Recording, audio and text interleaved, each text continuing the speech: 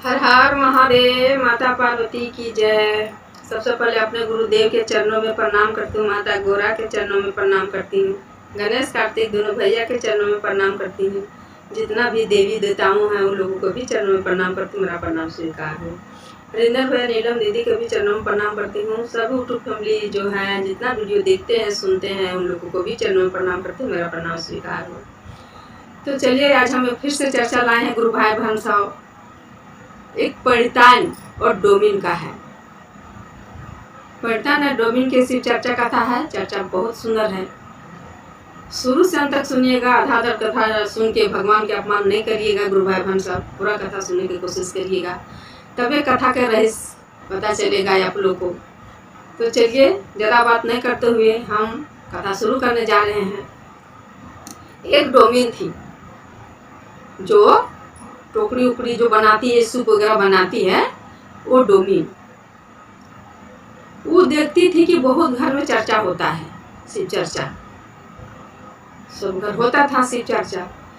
तो कभी कभी देखती थी तो चर्चा कथा सुन के उनको बहुत अच्छा लगता था। डोमिन को बेचारी सूप बेचती थी, बांस का बना बना के वो अपना गुजर बसर करती थी।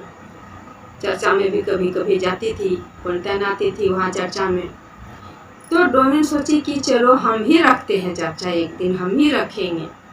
सब शिष्या बहन को पूछी कि दीदी हम ही रखेंगे एक दिन, दीदी चर्चा मेरा घर आप लोग आइएगा। शिष्या बहन सब बोली कि हाँ आएंगे। जब सब बोली आएंगे तो बहुत खुश हो गई। वो कहा कि डोमिन जो थी अपने घर के सर सफाई की, सब सामग्री वगैरह मंगाई, चर्चा में जो भी लगता है मंगा के, और गई कहने के लिए दीदी सबको कि दीदी मेरा घर चलिए ना, आज चर्चा कर दीजिएगा। सबके घर गई, सब दीदी से बोली हाँ हाँ चलिए चलिए हम लोग चलते हैं। फिर पंडितान के घर गई कि पंडितान सो चलिए मेरा घर भी चर्चा है, तो चलिए ना चर्चा कर दीजिएगा। बहुत अच्छा करते हैं आप लोग चर्चा भजन, तो मेरा भी घर कर दीजिए, मेरा घर भी ठीक रहेगा। तो पंडितान बहाना करती है, बोलती है हम नहीं जा पाएंगे, मेरा तबीयत ठीक नहीं है, नहीं जा पाएंगे हम चर्चा में। तो बेचारी आई, बहुत इंतजार की, सबको आई चर्चा में, पंडितान नहीं आई। देखती थी कि हर जगह पंडितान जाती है, बहुत बढ़िया बढ़िया सुंदर सुंदर चर्चा बताती है, भजन गाती है। तो इसको बहुत मन था कि मेरा घर भी आएगी और मेरा घर में बढ़िया बढ़िया भजन गा के चर्चा सुनाएगी, भगवान खुश हो जाएंगे।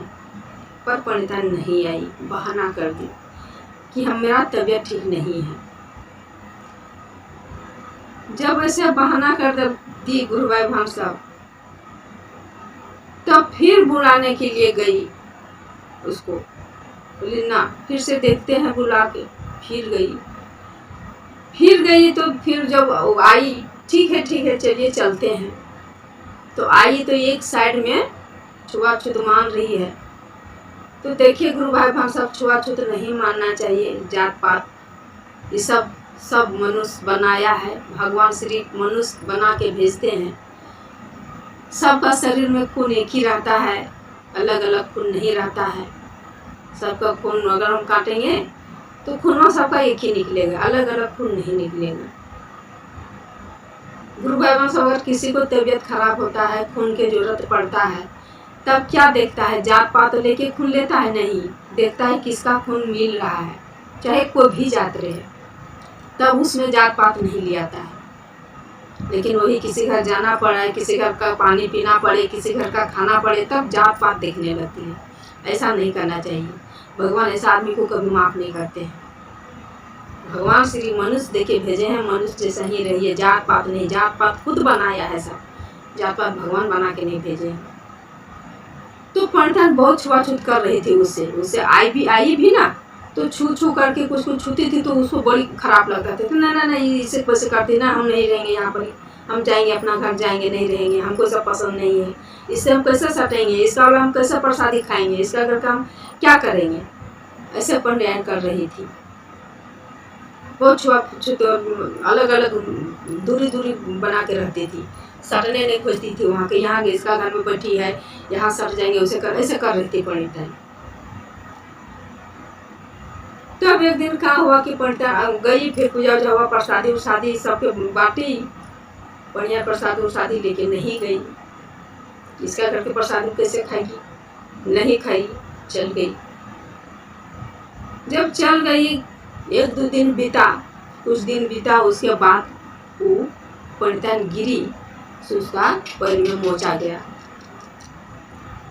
जब उसका पैर में मोच आ गया तो पंडिताइन बोलने लगी, क्या गिर गए, मेरा पैर में मोच आ गया है, सो हम क्या करें, अब कहाँ जाए छुटवाने के लिए, चल फिर नहीं पा रहे हैं, कैसे हम काम करेंगे। बहुत मुसीबत में पंडिताइन पड़ गई। उसका काम करने के लिए भी कोई नहीं थे, अकेले थी ही पंडिताइन, कौन करता उसका घर का। तब सबको जब पूछने लगी कि कोई है पैर अच्छा करने के लिए, कि मेरा पैरवा थोड़ा ठीक कर देता तो चलते फिरते तो कुछ कुछ कर लेते घर का काम अपना, नहीं सक रहे हैं, चर्चा में नहीं जाने सक रहे हैं कहीं, बहुत दुख रहा है मेरा पैर। तो कोई कोई बोल दी वही डोमिन के पति कि जो वो जो डोमिन जो चर्चा रखी थी ना, उसका पति है ना, उसका पति बहुत अच्छा से मालिश करके और पैर मोच जो लगा रहता है वो ठीक कर देते हैं, वही है वो अच्छा करने के लिए। लोग भगवान किधर किधर से परीक्षा ले रहे हैं, गुरु भाई बहन सब अब थोड़ा अच्छा से सुनिएगा। जब सब बोल दी तो पंडिताइन को लगे अरे फिर हमको जाना पड़ रहा है उसी के घर, अब हम कैसे करेंगे।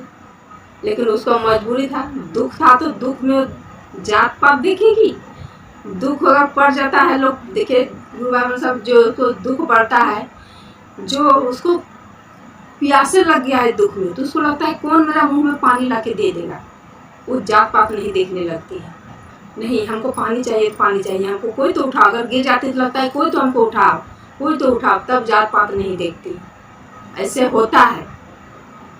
तो इसी तरह पंडिताइन के साथ हुआ, पंडिताइन के साथ अब इतना उसको पर मोच हो ही गया था। अब उसका क्या, उसका पति सोचता है, जो डोमिन था उसका पति अच्छा करते थे, तो बोले ठीक है तो बुला दीजिए, चल फिर नहीं पा रहे हैं तो उसका पति से बोलेंगे, हम बोलेंगे ठीक करने के लिए, थोड़ा मालिश कर देंगे ठीक हो जाएगा। फिर उसका पति आके उनको मालिश किए, मालिश कर दिए, फिर इसका पैर ठीक हुआ। जब पैर ठीक हो गया तब वो पंडिताइन को लगा कि नहीं हम गलत हैं, जात पात नहीं मानना चाहिए। वो बेचारी को हम इतना दूरी रह देते, इतना भला बोल दिए कि नहीं सटेंगे, नहीं छुआएंगे, उसका घर नहीं जाएंगे, उस घर का पानी नहीं पिएंगे, कितना हम बोल दिए।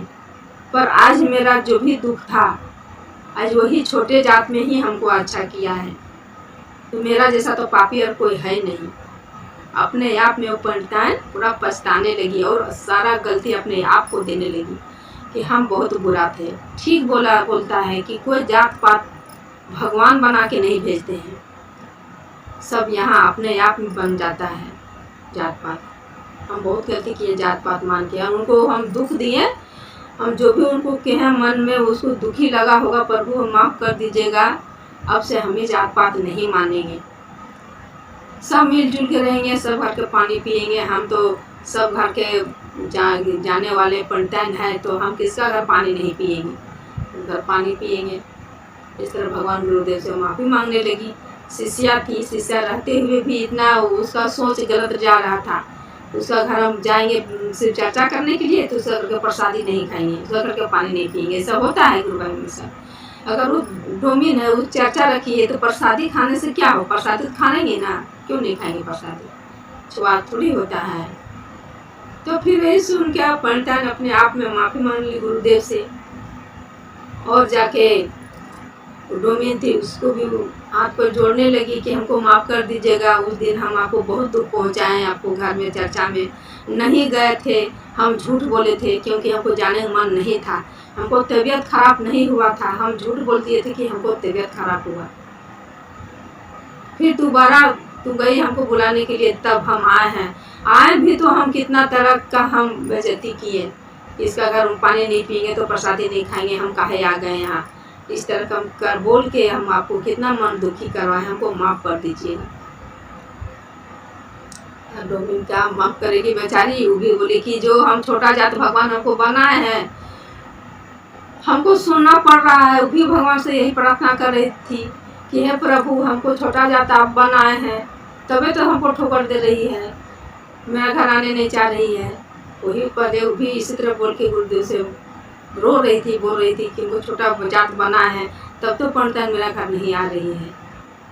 पर जात पात कोई बड़ा छोटा नहीं होता है।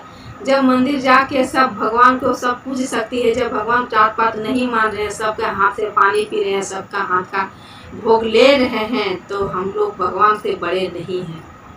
इसीलिए कभी जात पात नहीं मानना चाहिए। कब क्या कैसा मुसीबत आ जाए, जो वहाँ छोटको जतिया नहीं मिलने लगेगा आपको पानी देने के लिए, इसलिए नहीं मानना चाहिए। तो चलिए, उम्मीद करती हूँ कि ये वाला कहानी आप लोगों को सुन के अच्छा लगा होगा। अगर अच्छा लगा होगा तो लाइक और शेयर कर दीजिएगा। कमेंट बॉक्स में हर हर महादेव जरूर लिखिएगा। तो चलिए सब मिलके बोलिए हर हर महादेव, माता पार्वती की जय।